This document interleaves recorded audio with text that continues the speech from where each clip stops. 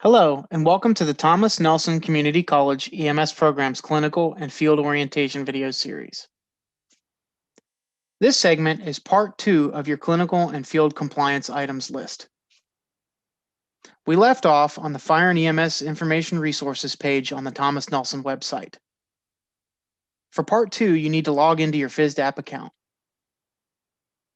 First, go to your Jones & Bartlett account, log in, and access your program.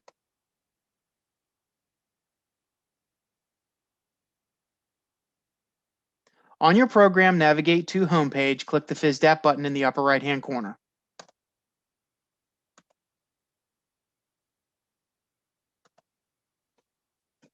And navigate to your dashboard. Earlier in this series, we briefly discussed your FISDAP dashboard. All EMS students are required to use the FISDAP profile for your clinical, field, and lab compliance items. The first important section on your dashboard is your inbox. This is where you will find all important announcements regarding your lab, clinical, and field shifts. When you see a new notification, please read through it as it will contain important instructions for students, including new forms, new links to forms, and required training for your field and clinical sites. The next important section are your files section. This is where you're going to find all the updated and new updated forms for your Centera, CHKD, Riverside, and other clinical and field sites, as well as acknowledgement forms for the program and important links for additional trainings.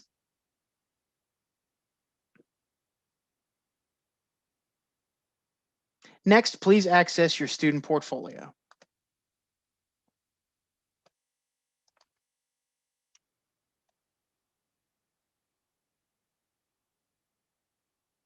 Once you open up your student portfolio, we will navigate through this.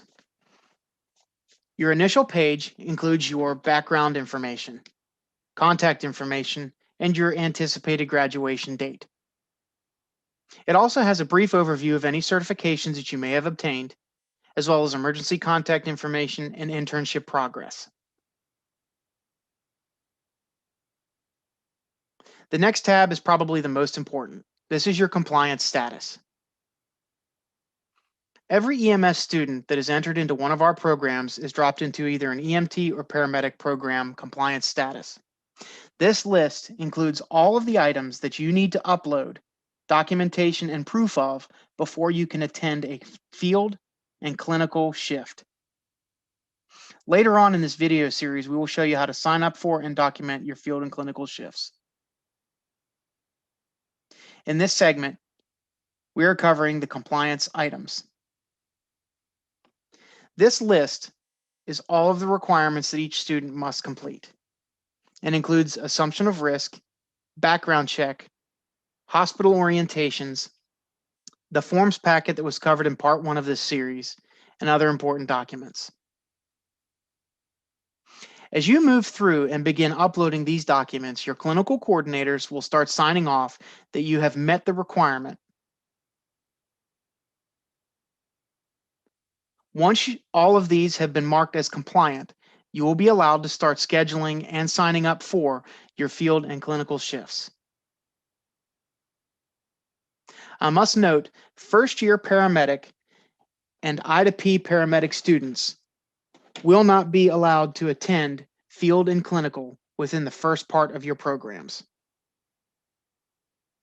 Students who are seeking an AEMT certification during your paramedic program will have an exception and be allowed to attend field sites a little bit earlier than the other paramedic students. We will cover that in a later video series.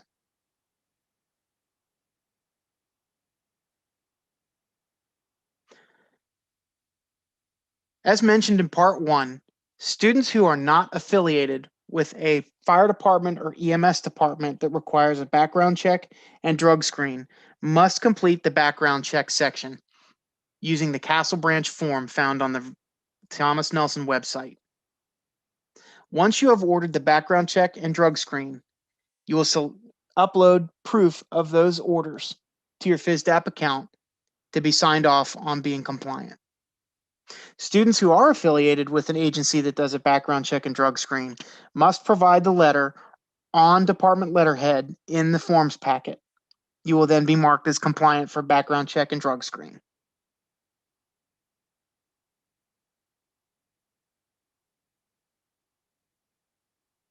When students upload their physical and immunization records, they must provide proof of all immunizations, to include a list of first, second, and third dose hepatitis and or a titer showing immunity, an MMR first or second dose and or a titer showing immunity, a current Tdap which must be within 10 years, TB skin test or a blood draw showing TB exposure immunity, varicella evidence immunity, or documentation of first and second dose. Chickenpox as a child or an adult does not count as immunity. You must provide proof of immunity and or a first or second dose. Students in the paramedic program will be required to upload a copy of their EMT or intermediate card from the state of Virginia. All students must upload a student ID. Currently, students must also fill out the release of information, social media policy, program manual affirmation, photo digital release form, as well as a HIPAA and student background information. Those can be found on the Thomas Nelson website under the EMS programs forms packet. All students must also upload a current BLS provider CPR card.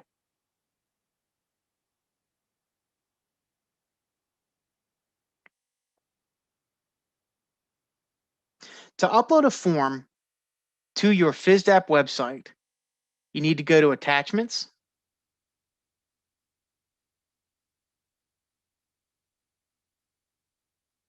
choose the file you wish to upload,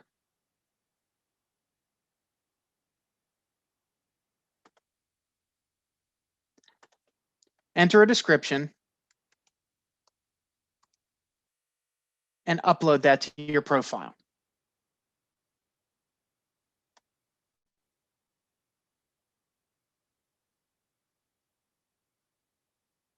It is important to note that all forms must have the appropriate title.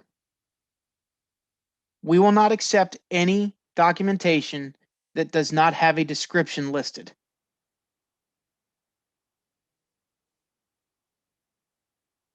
Also, these forms must be uploaded in a PDF format. Any web-based links will not open in FISDAP and therefore cannot be accepted as proof of documentation. So please, when you save these forms to your computer for upload, save them as a PDF form.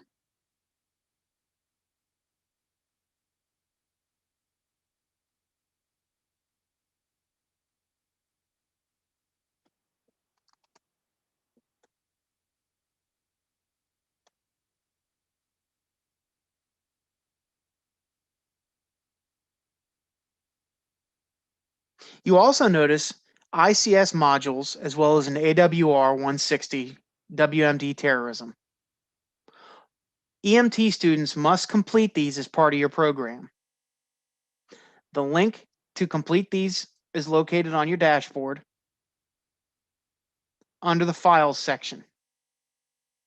It is a Word document that contains links to all FEMA and AWR courses.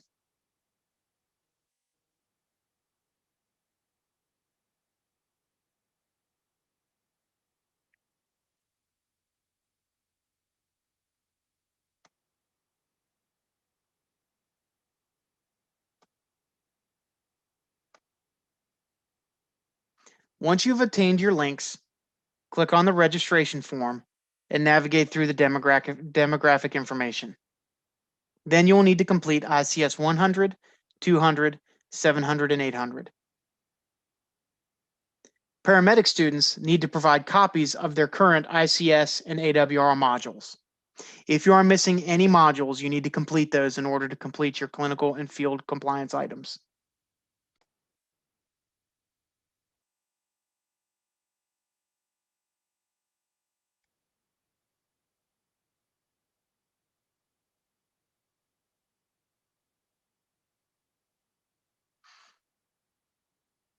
As compliance items are currently documented, you will receive emails from FISDAP robots showing the items that you are outstanding on.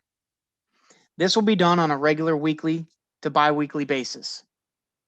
As you start uploading your items, please email your clinical coordinators by accessing clinical.coordinator@tncc.edu, as well as CCing your lead instructor and your assigned clinical coordinator. Once you notify them of items being uploaded to your profile, they will be able to go in and change your compliance status. If you are missing any documentation, they will notify you at that time. This ends part 2 of our 2-part segment.